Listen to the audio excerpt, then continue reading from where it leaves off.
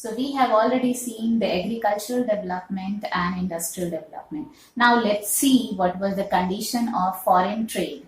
Foreign trade was actually, this comes under trade policy of foreign trade, but the name at that time was used inward looking trade strategy.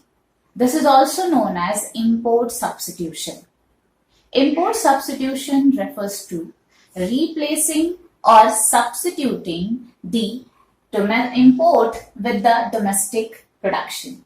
What is called import substitution? It is the replacing and substituting import from the domestic production. Means we wanted to produce in India, not we want to buy those commodity which can be produced within countries. This situation, this phenomena is known as import substitution. This import substitution done, for example, if we are going to take, like if any motor vehicle we have to produce, in place of buying it from the foreign countries, we would encourage domestic industry to produce within countries. That is called import substitution.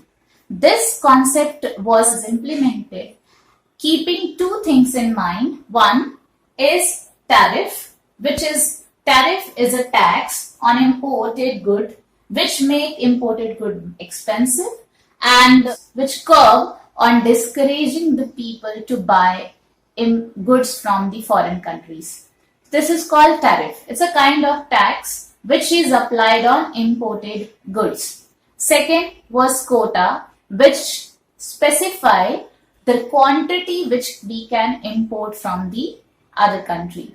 So overall, the notion of this concept was based on that the country should not compete with. Country means those countries which are developing nations. Developing nations are not in competition with the developed countries in the context of the goods, because the developing nations feel that time that their product material are not compatible with the developed nation. And there was one more fear in the developing countries, that if they are doing competition in the international market, they may lose their foreign currency, or the people would like to buy more luxurious goods from the foreign countries, so their foreign currency they will lost or they will lose, or the stock of foreign currency may decrease, which was very much necessary to develop a nation. So keeping these all things in mind, government decided till the mid 1980 we did not follow open economy, we were totally in closed economy, and we were protecting our domestic industry to compete with the foreign industries. So this phenomena, this concept is also known as import substitution. And why we followed it? Because of saving our domestic industry from the competition to foreign countries, and also to save our foreign exchange reserves so that we can use it properly. Till the 7-5-year plans, we had a same tendency. Now let's see what was the condition of the foreign trade before independence. Then we will discuss what happens after independence. Remember, before independence, our foreign trade was totally backward and declined, and it was not so flourished, though we were doing lot of export, but due to restrictive trade policy adopted by colonial government, our economy and the surplus advantages we were not enjoying. Even after, if you remember these four points which we have discussed at the time of independence, that export was of course more, but due to restrictive trade policy, colonial government, it adversely affected. If you remember, we were totally importer of finished material and exporter of merely raw material to the British industries.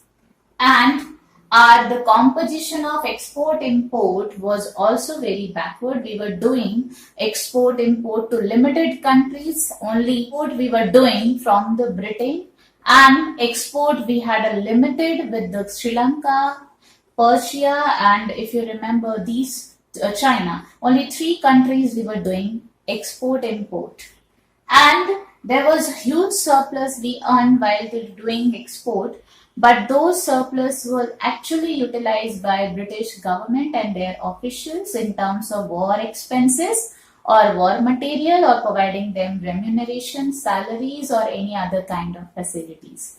So now, after these all scenario, what policy, what measures we adopted? So I told the policy we adopted is known as inward-looking trade strategy. According to this, what changes came in foreign trade? Let's have a look. The changes after independence, what happened? The total composition of percentage share of export of agricultural product. Now we were not exporting agricultural product, rather we were supplying to our domestic industries and giving to flourish them so that we need not to depend on others. There was also fall in the percentage share of export of certain conventional material like jute, raw silk, cottons and all, and any home domestic level required things. These conventional commodities now being utilized by people and also the secondary sector. So it was very good sign. The third composition, if you see, there was of machine made good. Now we were not buying machine made good, we were only using domestic goods which were produced within the nation.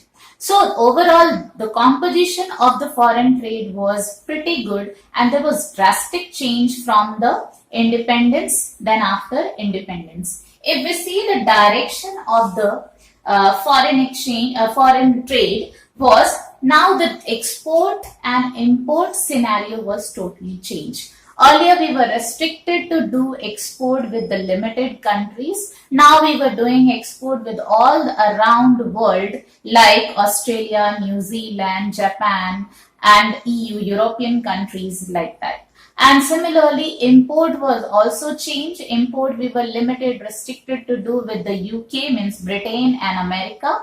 Now we were importing from Japan also, Australia also, New Zealand also, European nations also, means number of interaction we started doing till the inward looking trade policies followed. So this was the scenario of foreign trade at the time of independence and after independence. Now we are going to see what happens after taking these all steps, these all measures. What was the condition of Indian economy till the year 1990? So let's have a look of critical appraisal of Indian economy till 1990. So if we see the features, Indian economy till 1990, our country was dependence on public sector. Public sector was given main important role. Around 17 industries were given to public sector against 12 industries. There was controlled total on private sector. They had to acquire license. License was required for expansion their unit, for diversifying the production. Inward looking trade strategy were followed. This was also another important feature which implied reliance on import substitution and becoming self reliant, and also to protect domestic industries from foreign competition. We protected our small scale industries, number of product reserved for the small. They have been given concession like lowering excise duty, bank loan waiver at low interest. And even after small scale industries development was required, we did diversification of industries. Now, our industry was not merely confined with the jute, cotton, textile. We also were able to produce consumer goods, electronic goods, engineering goods, automobile industry were also started. Now we were self-sufficient in food grains due to technical reforms like Green Revolution. We became self-reliant in one hand, and also we were able to create marketable surplus, which made our agricultural commercial. On the basis of these features, we can have the achievement that we were able to increase our national income. Now, as I have already told you, in national income was increased from 1% to 2.1%, and till the 1956 now it increased till 5.9%. It was big achievement. If we see the per capita income, it also increased. Now it increased from 1.8% to 3.6% till 1990. It implies was rise in the standard of living of people. If we see the employment condition, due to new innovation, new policy, and diversification of industries, we were able to increase employment opportunities. Employment was provided to nearly 350 lakh person as against 70 lakh person, which was in 1956. We were also able to increase the diversification of industrial sector. Now we will became strong industrial base. We were producing all kind of consumer and capital goods in India. Total industrial production was increased around 7% per annum. Our social infrastructure, if we see, it was increased. It processing in the field of like health, housing, education. Death rate came down 27 per thousand in 1951, and life expectancy also increased from 32 years to 64 years till 1990. There was rise in the capital formation. It was around the rate of capital formation increase from 10% to 39%, which was remarkable achievement of Indian economic development till 1990.